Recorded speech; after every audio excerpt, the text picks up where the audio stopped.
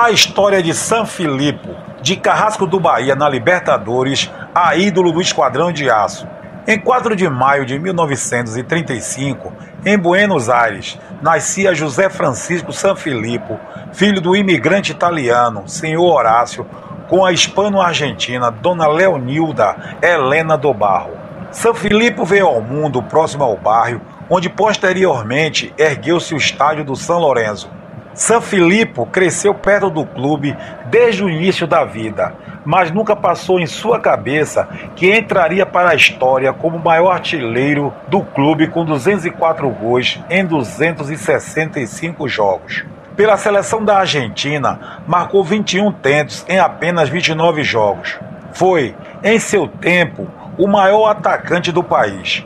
É o quinto maior artilheiro do campeonato argentino, com 227 gols, e seria tranquilamente o número 1 se não somasse 7 anos jogando no exterior, entre 1964 a 1965 e 1967 a 1971. Teve a sorte de contar com o total incentivo paterno na carreira. O seu pai era torcedor fanático do São Lourenço e assistia a todos os treinos do garoto no tempo de juvenil. Seu Horácio orientava o filho do lado de fora, o chamando pelo seu apelido familiar. Ele gritava: "Nenê, faça isso, Nenê, faça aquilo". Pronto. Daí em diante seus colegas passaram a chamá-lo pelo apelido e desta forma ele ficou conhecido na Argentina. Tão marcante quanto isso foi o seu temperamento forte desde jovem. Até hoje não tem modéstia alguma quando se gaba dizendo que Messi faz muitas coisas que ele fazia na sua época, mas reconhece que o Leonel joga mais do que ele. Sanfilippo estava longe de ser um fanfarrão, sendo um atleta mais aplicado na busca da perfeição. Numa entrevista para a principal revista de futebol da Argentina, o El Gráfico, quando foi perguntado se os atacantes nascem goleadores ou se eles se tornam, Sanfilippo respondeu prontamente: as duas coisas. Para ele, todo jogador deve aperfeiçoar-se. Nada adianta só ficar com as virtudes e os elogios, se não corrige os defeitos, porque isso será um problema.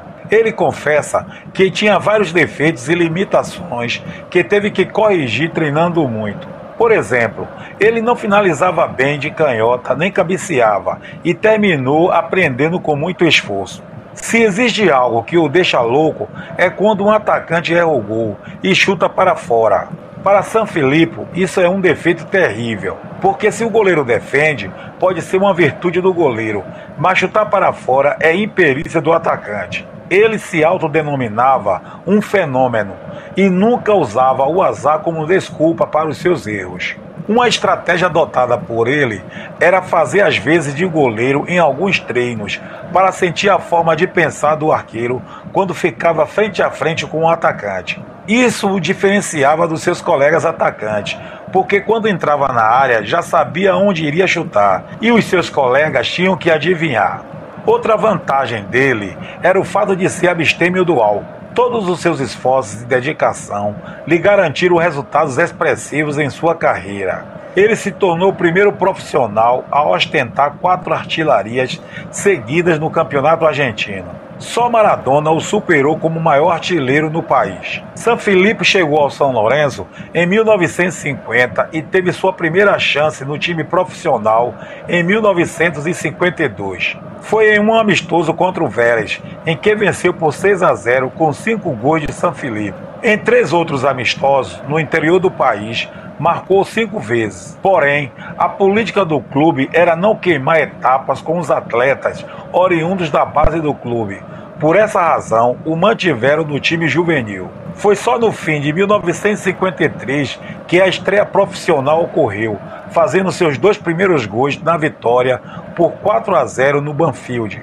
Ainda assim, começou 1954 no time B, mas os gols o recolocaram entre os profissionais, reestreando com um dos gols no 4-1 do Chacarita. A partida seguinte foi a estreia internacional frente ao clube alemão Rot-Weiss Essen. Faltando pouco para o fim do jogo, Sanfilippo garantiu a vitória por 2-1. Só veio assinar o seu primeiro contrato como profissional devido à fraca campanha do clube no certame nacional e pelo fato do ídolo Pontoni ter pendurado as chuteiras. A sua afirmação, enfim, veio mesmo em 1955, mesmo tendo de dividir o tempo com o serviço militar obrigatório. Foi o artilheiro do elenco sanlorencista, com 15 gols e não saiu mais. No mesmo ano, foi medalha de ouro pela seleção argentina no Pan-Americano. Em 1956, estreou pela seleção principal no triunfo por 2-1, com o gol dele sobre o Brasil, na primeira vitória argentina dentro do Maracanã sobre o rival. Como reserva, entregou os caras sujas de Lima, a seleção argentina, campeã da Copa América de 1957, com ele marcando nos 4-0 sobre o Uruguai. Em 1958 foi a Copa do Mundo, mas não jogou na eliminação precoce e desastrosa na Suécia. Na verdade, ele não tinha uma boa relação com o técnico Guilherme Stabile. De fato, não voltou a atuar na seleção enquanto Stabile a treinou. Apesar do fracasso na Copa, Sanfilippo iniciou em 1958 sua época mais brilhante. Foi artilheiro do campeonato argentino pela primeira vez, com 28 gols em 28 jogos. Em 1959, enfim, veio o título, quebrando o jejum de 13 anos do clube no embalo de seus 31 gols em 30 jogos. Teve uma grande decepção na Libertadores quando os dirigentes do San Lorenzo venderam o mando de campo nas semifinais para o Peñarol. A carreira de Sanfilippo ficou marcada por seus atritos e posicionamentos controversos, seja com dirigentes e técnicos dos clubes em que atuou. No jogo contra o Lanús pelo Campeonato Argentino, ele teve uma adversidade com o técnico do San Lorenzo, Juan Carlos Lorenzo. O treinador mandou ele marcar um jogador do time adversário. Prontamente, Sanfilippo retrucou com indignação: "Você está louco? Enquanto todo Lanús há 2 meses não dorme para ver como marcar Sanfilippo, vou me preocupar em marcar o atacante deles?" No fim, é claro que ele não obedeceu à determinação do técnico. Todavia, ganhou a partida de 4-2 e meteu 3 gols.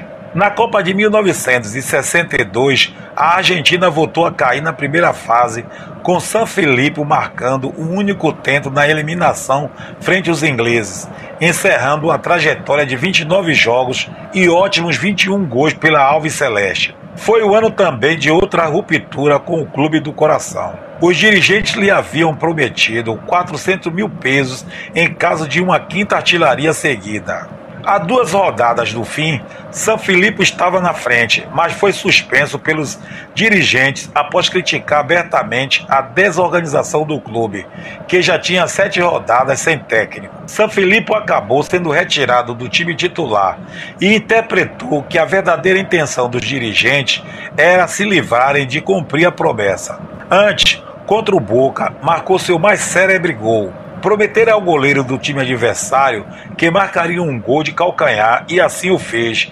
magistralmente, o encobrindo logo no primeiro minuto. Depois foi jogar no Boca, onde também se despediu com confusão. No início de 1964, deu um soco no assistente técnico Aristóbulo de Ambrossi ao notar que não entraria em campo. Foi contratado então pelo Nacional de Montevidéu, onde deixou sua marca de artilheiro. Retornou ao Boca Juniors, fazendo os 3 gols nas finais da Libertadores de 1963, da qual foi artilheiro contra o Santos de Pelé. Uma lesão que quase amputou-lhe uma perna em um amistoso com o Vasco o deixou longe dos gramados por um longo tempo. Em 1968, foi contratado pelo Bangu, que ainda tinha um time prestigiado, mas não rendeu. Sanfilippo chegou para o Bangu como uma espécie de salvador da pátria, mas infelizmente não foi feliz em suas apresentações e criou-se então uma série de problemas. Alguns dos seus companheiros ficaram contra ele e disso resultou um clima de mal-estar. Havia um grande interesse do Bahia em contar com um atacante quando em 1969 finalmente chegou ao Bahia já com 32 anos de idade. Antes de jogar no Esquadrão de Aço, Sanfilippo se destacou principalmente nos confrontos contra o tricolor. Em 1960, na Argentina, marcou um dos 3 gols na vitória por 3-0 pela Libertadores. Na Fonte Nova, não deixou o tricolor sonhar e com mais 2 gols classificou o São Lourenço, apesar de o Bahia ter vencido por 3-2.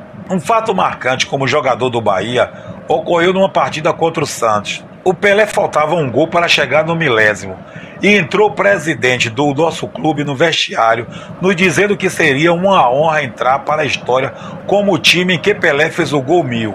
Além disso, se Pelé metesse o gol, os jogadores do esquadrão deveriam sair do campo para deixar os santistas festejarem. Só que os jogadores do tricolor jogaram água no chope da imprensa nacional, do Pelé e dos torcedores do Santos. Jogando no tricolor da Boa Terra, São Filipe foi campeão baiano em 1970 e 1971, marcando em 3 bavis seguidos. Caiu rapidamente nas graças da torcida, mostrando muita qualidade e grande faro de gol, mesmo já com a idade avançada. Foi apenas no ano de 1970 que ele conseguiu ajudar o Bahia a conquistar um título, fazendo inclusive 3 gols na final diante do Itabuna. No ano seguinte, ajudou novamente o Bahia a conquistar o campeonato estadual, mas teve uma frustração com a presidência do clube, que lhe havia prometido o cargo de técnico. Ídolo da torcida, acabou deixando o clube para voltar ao São Lourenço. Ficou apenas com a conquista de 2 campeonatos baianos, mas marcou seu lugar no coração do torcedor do Bahia. No total, jogou 71 jogos e marcou 48 gols pelo tricolor baiano. Ainda passaria novamente pelo São Lourenço, antes de encerrar a carreira de jogador. Acabou não virando treinador como planejado após se aposentar. Chegou a jogar novamente ainda no final da década de 1970 pelo Atlético San Miguel. Já mais velho, em 2010, São Filipe voltou a aparecer como treinador dos veteranos do São Lourenço. Pouco depois chegou a ser treinador do Deportivo La Punta, das divisões inferiores da Argentina. Depois foi ser comentarista, considerado sensacionalista por diversas posições polêmicas. Dentre elas, declarou que Pelé foi melhor que Maradona. Hoje, aos 86 anos, vive uma merecida aposentadoria, ficando para sempre na memória das torcidas da maioria dos times que jogou, dentre eles o Bahia.